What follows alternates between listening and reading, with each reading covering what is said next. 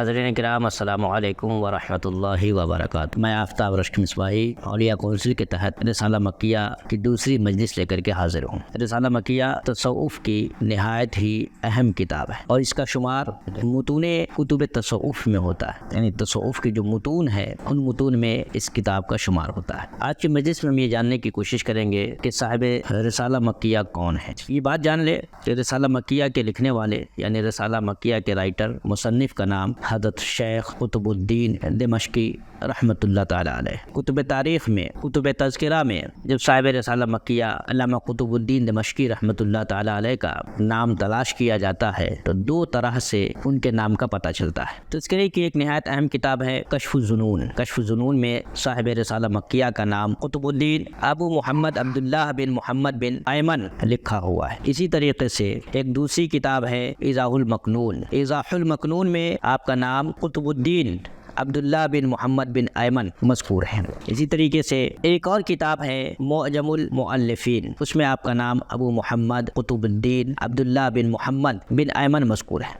یہ جتنی کتابیں ہیں، کشف الظنون ہے، ایضاح المکنون ہے، معجم المؤلفین ہے، ان کتابوں میں آپ کا نام ابو محمد قطب الدین عبداللہ بن محمد بن ایمن مذکور ہے۔ اب ایک اور کتاب دیکھیے، ہدیۃ العارفین۔ ہدیۃ العارفین میں آپ کا نام اس طریقے سے ہے قطب الدین عبداللہ بن شمس الدین محمد بن ایمن۔ یہاں عبداللہ بن محمد بن ایمن کی جگہ عبداللہ بن شمس الدین محمد بن ایمن عین ممکن ہے کہ عبداللہ بن محمد جو محمد نام ہے یہاں مذکور ہے پہلی تین کتابوں میں، یعنی کشف الظنون میں، ایضاح المکنون میں، معجم المؤلفین میں وہ محمد شمس الدین بھی ہو، جیسا کہ ہدیۃ العارفین میں ہے قطب الدین عبداللہ بن محمد سے پہلے شمس الدین محمد۔ بہرحال آپ کا پورا نام اس طریقے سے ہو گیا ابو محمد قطب الدین عبداللہ بن محمد بن ایمن۔ آپ کی تاریخ ولادت کا کہیں سے کوئی سراغ نہیں لگ سکا ہے۔ جتنی بھی کتابیں دیکھنے کی کوشش کی گئی، اس زمانے کے تذکرے، بعد کے تذکرے، تمام تذکرے تلاش کر لیے گئے، اب تک آپ کی تاریخ ولادت کا صحیح پتہ نہیں لگ سکا ہے، متعین تاریخ نہیں معلوم ہو سکی ہے۔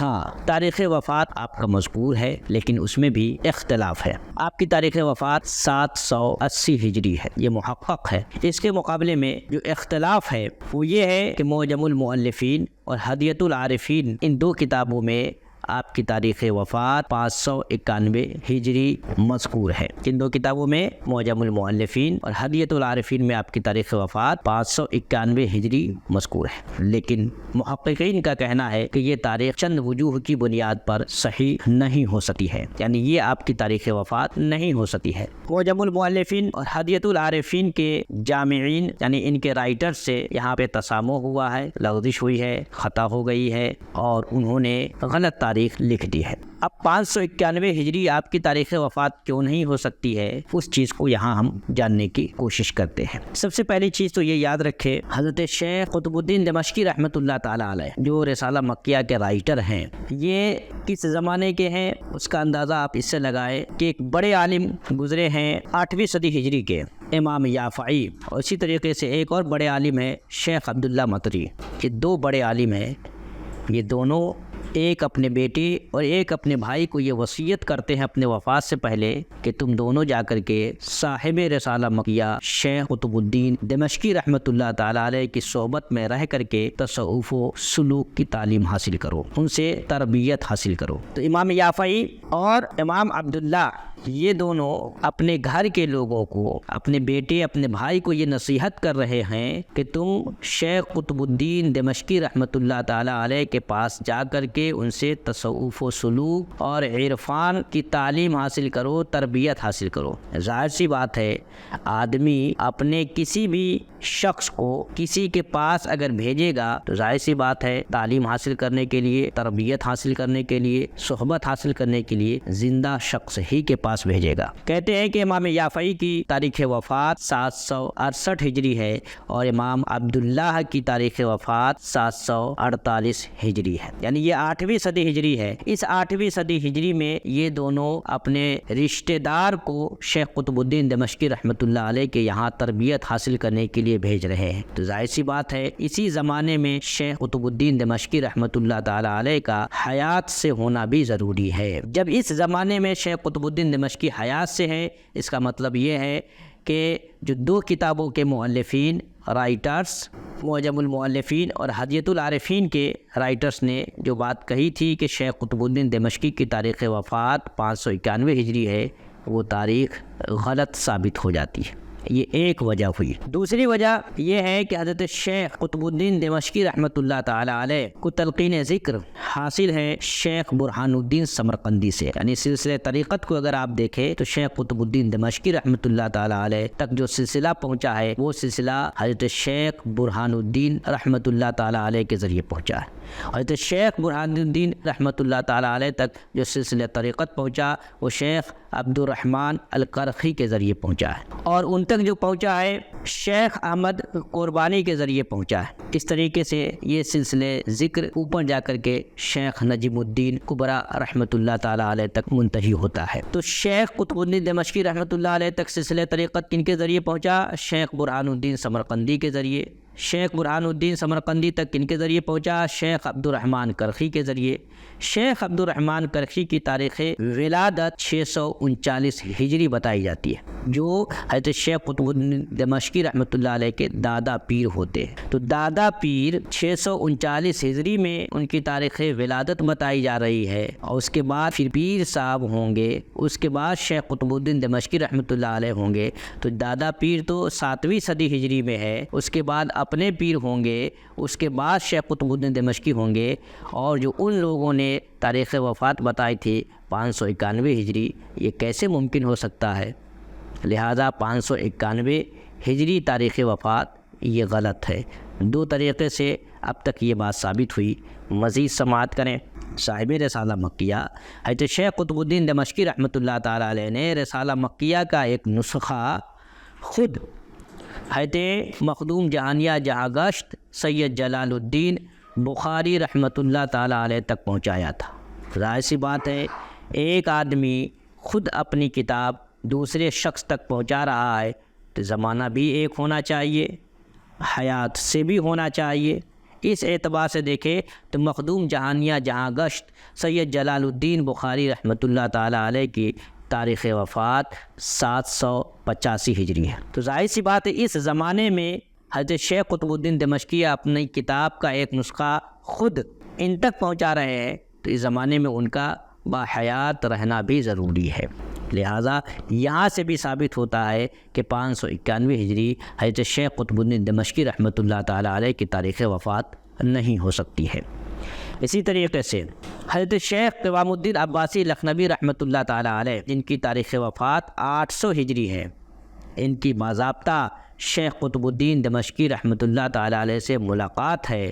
حضرت شیخ قوام الدین عباسی نے حضرت شیخ قطب الدین دمشقی رحمۃ اللہ علیہ سے تلقین ذکر حاصل کیا ہے۔ حضرت شیخ قوام الدین کی تاریخ وفات کیا ہے؟ 800 ہجری۔ تو ظاہر سی بات ہے اس سے پہلے یعنی 8ویں صدی ہجری میں حضرت شیخ قوام الدین کی حضرت شیخ قطب الدین دمشقی رحمۃ اللہ علیہ سے ملاقات ہوئی ہوگی، ورنہ یہ کیسے ممکن ہے کہ ایک شخص جس کی وفات 591 ہجری میں ہو گئی ہے، 800 ہجری سے پہلے اس کی ملاقات 800 ہجری میں وفات پانے والے شخص سے ہو؟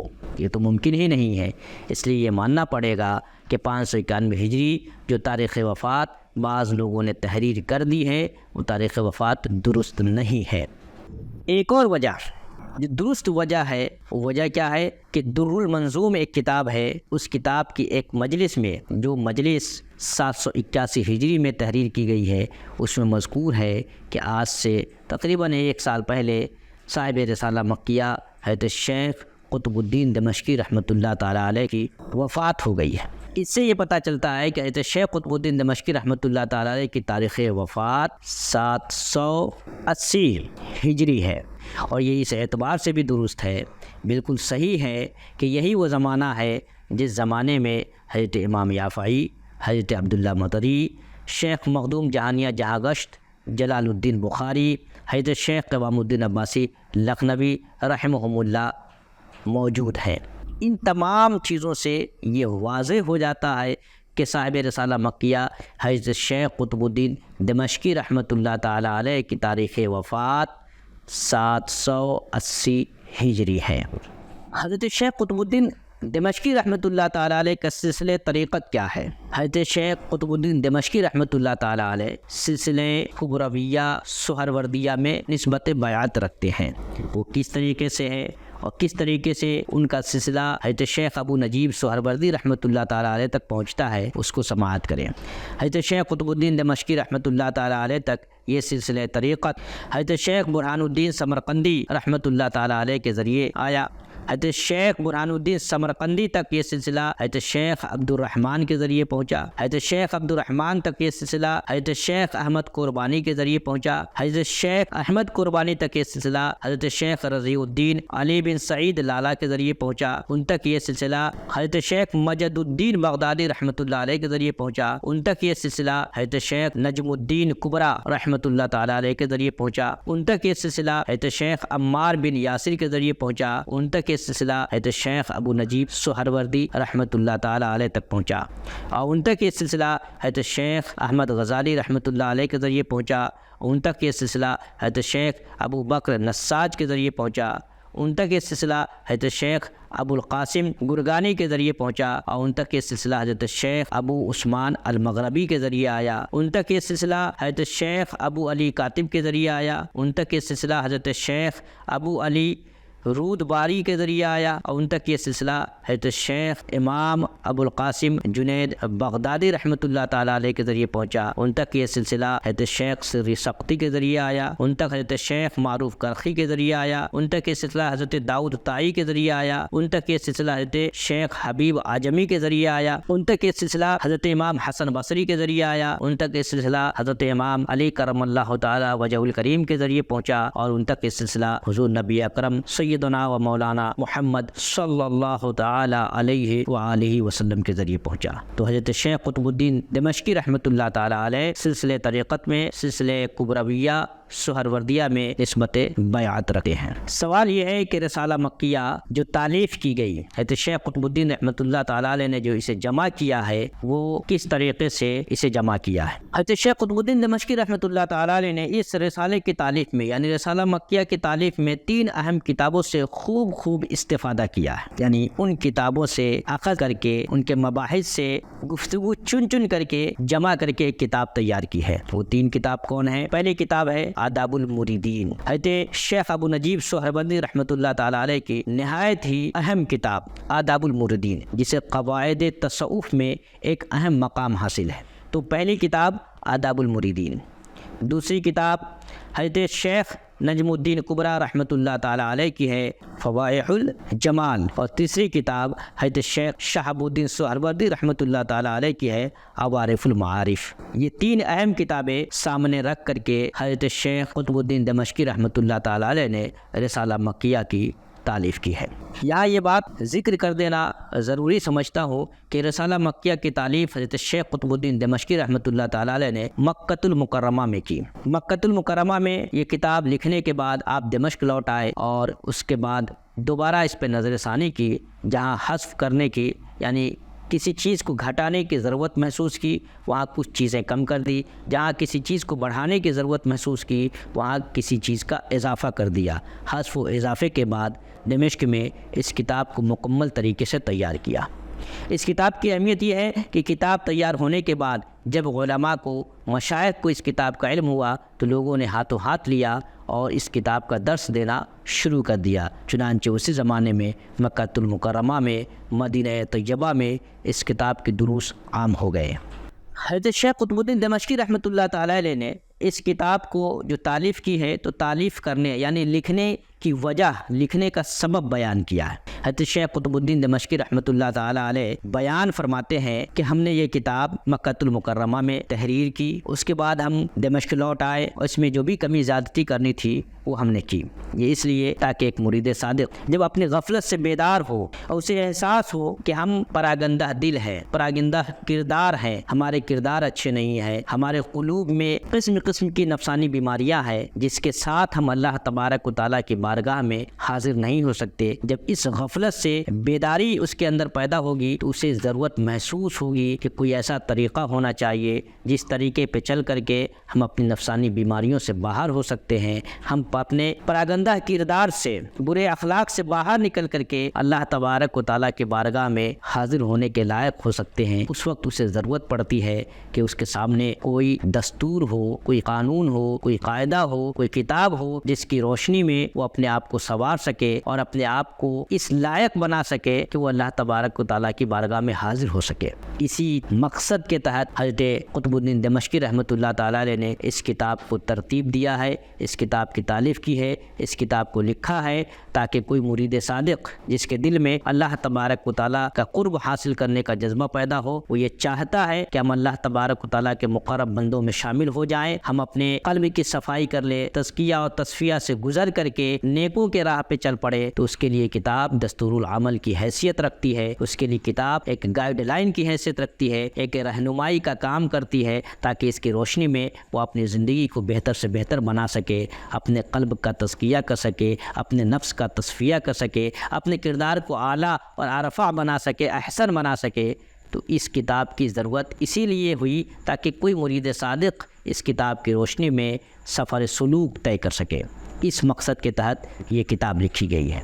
تو آج کی گفتگو ہم یہیں ختم کرتے ہیں۔ آج جو چیزیں ہم نے اس مختصر سی گفتگو میں جو سیکھی ہے، جو جاننے کی کوشش کی ہے، وہ حضرت قطب الدین دمشقی رحمۃ اللہ تعالیٰ علیہ کا پورا نام، ان کی تاریخ وفات، اس میں جو اختلافات ہیں ان اختلافات کی بنیاد پہ صحیح تاریخ وفات کا تعین، اس کے بعد حضرت شیخ قطب الدین دمشقی رحمۃ اللہ تعالیٰ علیہ کا سلسلہ طریقت، اس کے بعد حضرت شیخ قطب الدین دمشقی رحمۃ اللہ علیہ نے رسالہ مکیہ کو تیار کرنے میں کن کتابوں کو پیش نظر رکھا تھا، اس کا تذکرہ، اسی کے ساتھ حضرت شیخ قطب الدین دمشقی رحمۃ اللہ علیہ نے یہ کتاب کہاں تالیف کی اور کیوں تالیف کی، اس کے لکھنے کا مقصد کیا تھا۔